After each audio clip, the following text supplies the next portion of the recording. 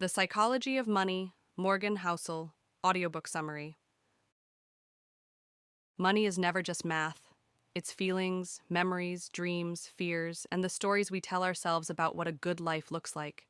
We chase it, protect it, misuse it, and sometimes we let it use us. In The Psychology of Money, Morgan Housel argues that financial success isn't primarily a test of intelligence, it is a test of behavior. The smartest spreadsheet loses to the steadiest temperament. The brightest forecast loses to the person who can sit still through uncertainty. This audiobook-style summary brings the book's 20 big lessons to life in a flowing narrative you can listen to on a commute or a walk, practical, reflective, and human. As you listen, think less about mastering markets and more about mastering yourself. Housel's central idea is deceptively simple. People come to money with wildly different backgrounds, incentives, and scars. Your parents' layoffs, your first bull market, the neighborhood you grew up in, the cost of a medical crisis, or a lucky internship, these shape how you think about risk and reward. Two intelligent people can look at the same investment and reach opposite conclusions, and both can be reasonable. The goal isn't to be perfectly rational, you're not a robot, it's to be consistently reasonable. Reasonable keeps you invested, saving, and calm. Rational, if it demands emotionless perfection, can break the spirit. This summary moves chapter by chapter, but instead of pausing for academic definitions, we'll stay focused on stories, takeaways, and how to apply them. Think of it as a behavioral finance field guide. How to save more, worry less, and use money to buy the only luxury that matters: control over your time. Chapter 1. No one's crazy. If you've ever wondered why a friend holds too much cash or why a relative refuses to invest, it's tempting to label their behavior crazy. Housel says, don't. People make money decisions based on the world they've experienced. If you grew up during high inflation, cash feels dangerous and real estate feels safe. If you started investing in the 2010s, when markets rose for a decade, stocks feel like a ladder to the sky. A Great Depression survivor sees risk everywhere. A tech boom baby sees opportunity everywhere. Same market, totally different emotional maps. The practical move is empathy. Before you judge someone's choices, ask what history they carry. Then ask what history you carry. Your behavior makes sense in your context, so does theirs. When you accept this, you stop trying to win debates and you start building a plan that fits your temperament. Personal finance is personal. The best plan is the one you can stick with through thick and thin. Chapter 2. Luck and Risk. We love narratives that make success look inevitable. Brilliant founder, bold bet, happily ever after. But luck and risk are twins. Bill Gates was a prodigy and also happened to attend one of the only high schools with a computer in the early 1970s. A near-miss car accident, a chance mentor, a spouse's steady job, these invisible factors tilt outcomes. Risk is the same force in reverse.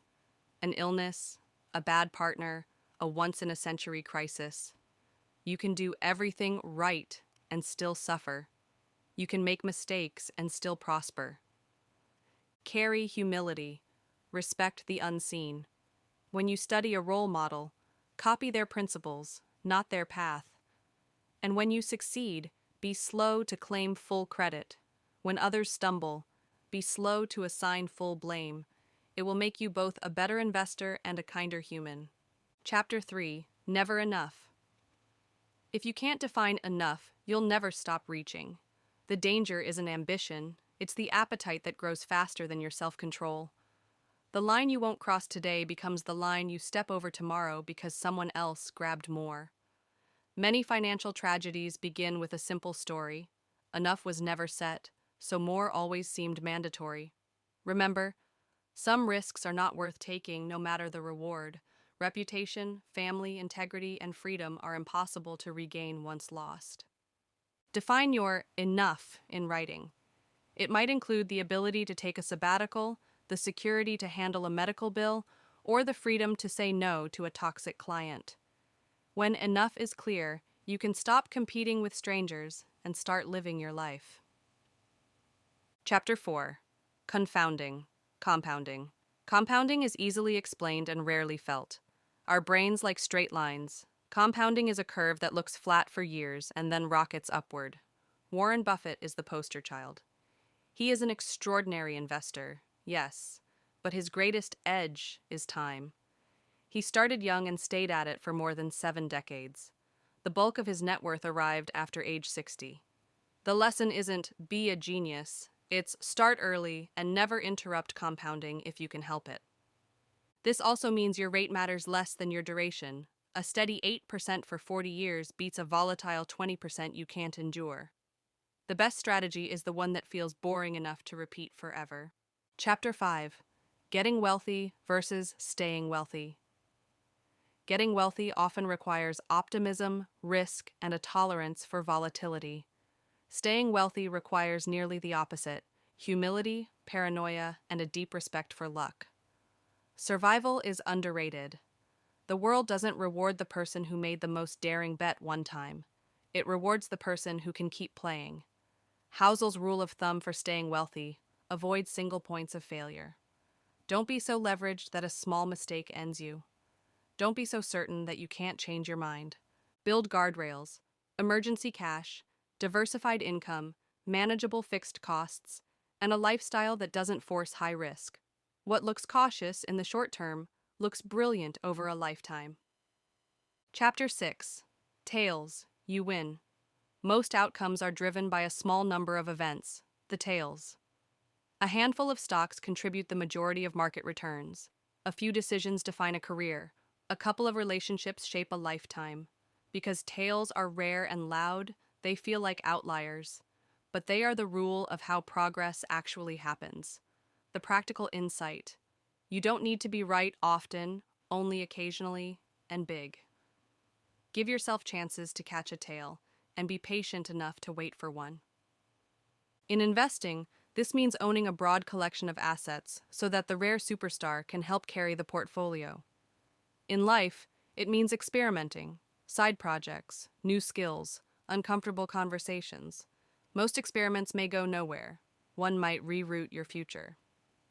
Chapter 7. Freedom. What money really buys is control over your time. The luxury car, the watch, the resort.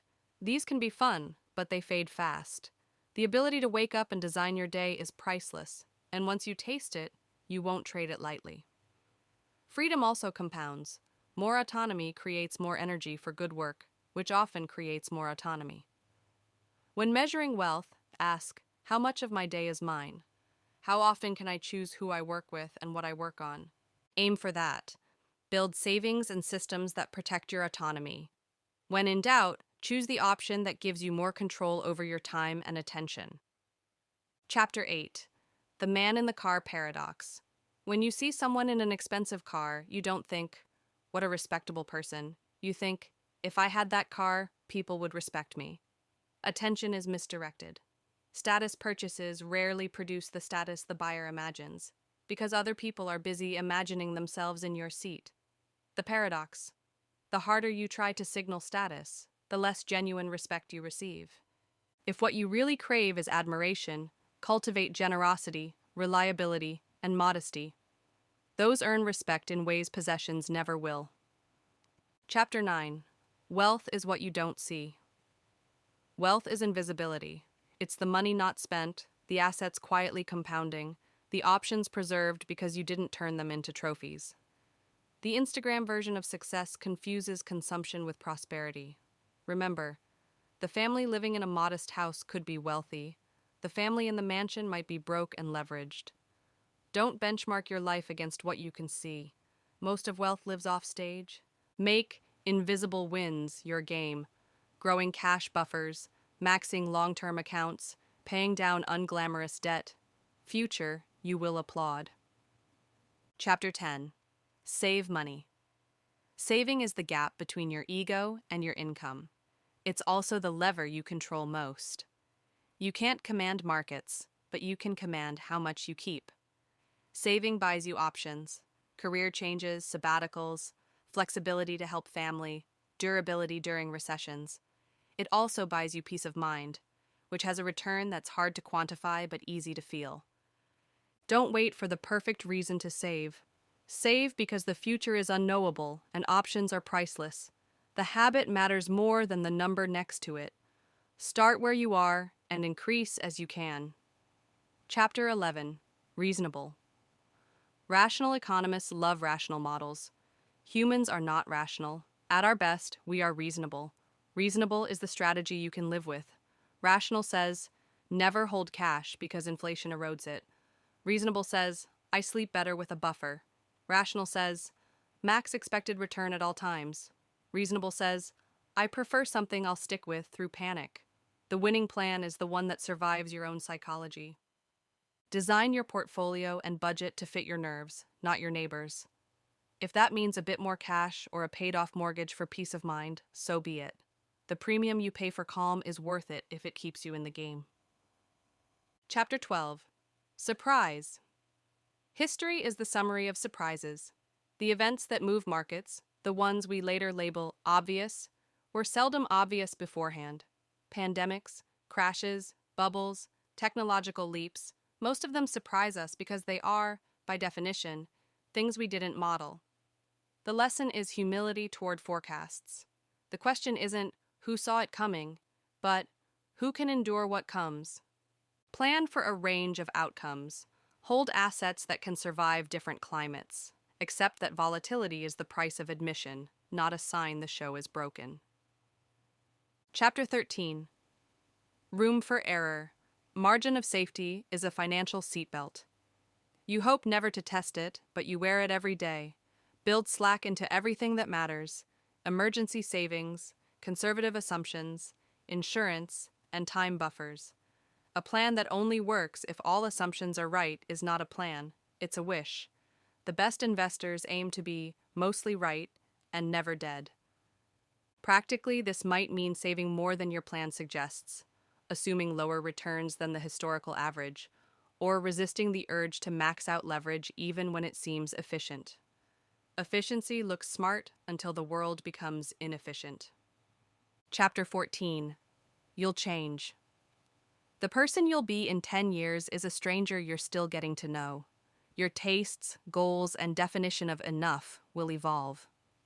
So build flexibility into your finances. Avoid irreversible commitments that lock you into a lifestyle that no longer fits. Leave room to pivot. Careers change, families grow, health surprises, passions emerge. Housel's wisdom here is gentle. Forgive past you for decisions that don't fit present you. You did your best with what you knew. Make adjustments and move forward. Chapter 15. Nothing's free. Everything has a cost, even the best opportunities. Stocks offer great long-term returns, but the invoice comes as volatility, drawdowns, and patience. Real estate may appreciate, but it brings maintenance, taxes, and illiquidity. Entrepreneurship offers upside, but it demands uncertainty and stress. If someone offers a high return with no risk, the price is usually hidden, and it's bigger than you think. Identify the cost and decide whether you're willing to pay it. If you are, pay it gladly. Don't complain about volatility while harvesting equity returns. That's like wanting Olympic medals without sore muscles. Chapter 16. You and me. Different games. A day trader and a retiree may buy the same stock for completely different reasons. One wants a quick move this afternoon. The other wants dividends for 20 years. It's the same ticker, different game. Social media and financial TV mash these games together, creating noise and confusion. Advice that's wise for one player can be disastrous for another. Know your game. Define your horizon, your cash flow needs, and your tolerance for loss. Filter advice through that lens. When someone mocks your strategy, they might be playing a different sport. Chapter 17. The Seduction of Pessimism. Pessimism sounds smart. It's mathematically tidy to say, this will end badly. Optimism sounds like a sales pitch. Yet over long stretches of history, optimism is the more accurate default. Problems are solved, innovations compound, living standards rise. Progress is a slow grind upward interrupted by sudden drops. The drops get headlines, the grind builds wealth. Choose optimism with a seatbelt. Assume things generally get better while preparing for setbacks. That stance keeps you invested and resilient. Chapter 18. When You'll Believe Anything. We crave certainty, especially with money. That craving makes us vulnerable to bold predictions and charismatic forecasters. The human brain would rather have a confident story than a messy "I don't know," but the honest answer most of the time is, it depends. No one knows. Adopt a skeptical eye toward anyone who claims to know the near-term future of markets, rates, or inflation. Replace prediction with preparation. Control what you can: savings rate, costs, diversification, behavior, and accept that the rest will wiggle. Chapter 19. All Together. Now Housel binds the lessons into a simple code. Save aggressively, be patient, respect luck and risk, prefer reasonable over perfect, build room for error, seek freedom, ignore status games, and stick with a plan that fits your temperament. Money is a tool to help you craft a meaningful life, not a scoreboard to win on the internet.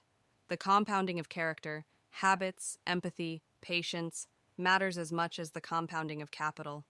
In practice, that could look like this: keep fixed costs low, automate savings, invest broadly, rebalance occasionally, avoid debt that steals your sleep, and spend extravagantly on the few things you love while ruthlessly cutting the rest. It's not flashy, it works. Chapter 20. Confessions. In the final chapter, Housel shares his own approach. He favors simplicity over optimization, a comfortable cash buffer, broad index funds, long horizons, and a lifestyle calibrated below his income, so work remains a choice. He admits he could squeeze higher returns by taking more risk, but he doesn't want to. He values the ability to write, think, and spend time with his family more than chasing an extra percent. That's the confession. The best strategy is deeply personal. Your version may look different. Maybe you pay off your mortgage early because the feeling of safety is priceless to you. Maybe you take a sabbatical and accept slower wealth so you can be present for your kids. Maybe you pursue entrepreneurship because you'd rather risk volatility than regret. Money is a tool. Use it to build the life you actually want, not the one strangers applaud. Practical Playbook. Turning Psychology into Action 1. Clarify enough. Write a short definition of what a good life looks like for you over the next 5 years. Include non-financial elements: time with people you love, health practices, creative work. Revisit it annually.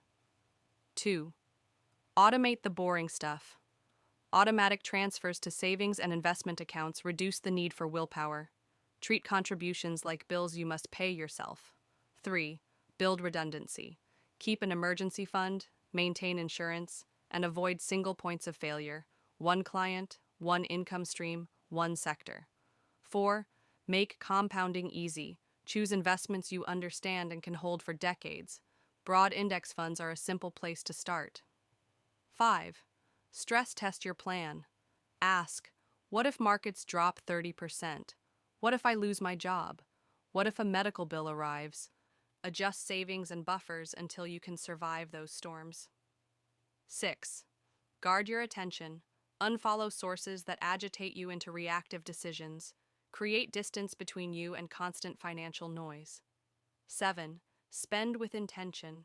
Cut mercilessly on things that mean little. Spend lavishly, without guilt, on a handful that mean a lot. Money is a story. Make yours coherent. 8. Keep learning, gently. Read widely, but don't let learning turn into endless tinkering. Most good plans thrive on patience. Common money traps to avoid. The comparison trap, benchmarking your life against curated images of consumption. You can't see the debt, stress, or fragility behind the photo. Over-optimization, shaving every fee, timing every trade, tweaking every allocation until you're exhausted and error-prone. Simpler often wins. Narrative fallacy, inventing a clean story after the fact and mistaking it for a repeatable recipe. Impulse risk, taking big swings after a windfall or a scare. Let 24 hours pass before major financial moves. Lifestyle creep, allowing every raise to inflate fixed costs, which quietly steals your freedom. Keep the gap between income and ego wide.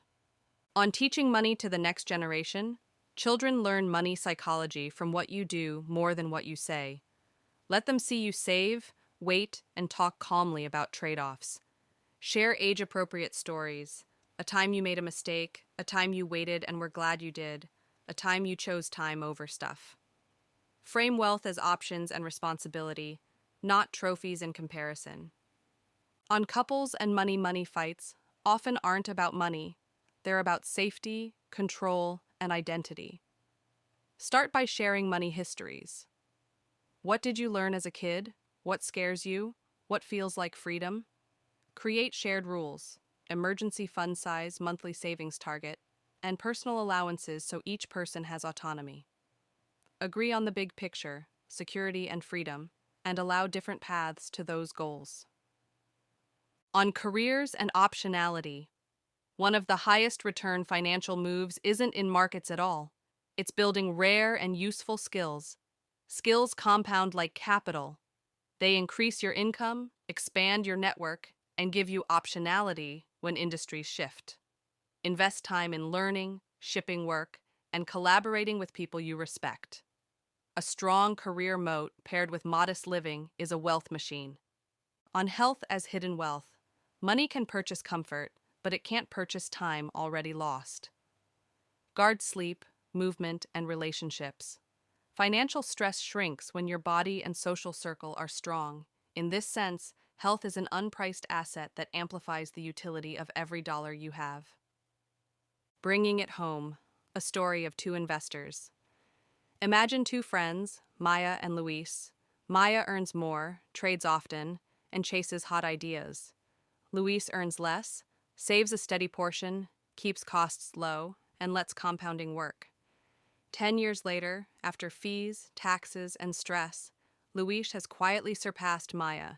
He wasn't smarter, he was steadier. He respected luck, saved consistently, kept room for error, and ignored status games. That's how Sell's message in a nutshell. Temperament beats brilliance when brilliance can't sit still. A minimalist money manifesto. I will treat the future as unknown and build a plan that survives unknowns. I will define enough and practice gratitude when I reach it.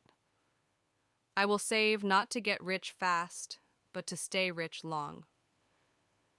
I will prefer reasonable plans I can live with over rational formulas I can't. I will seek freedom, control over my time, over displays of status.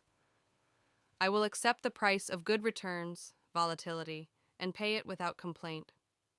I will respect luck in my success and show grace toward others' failures.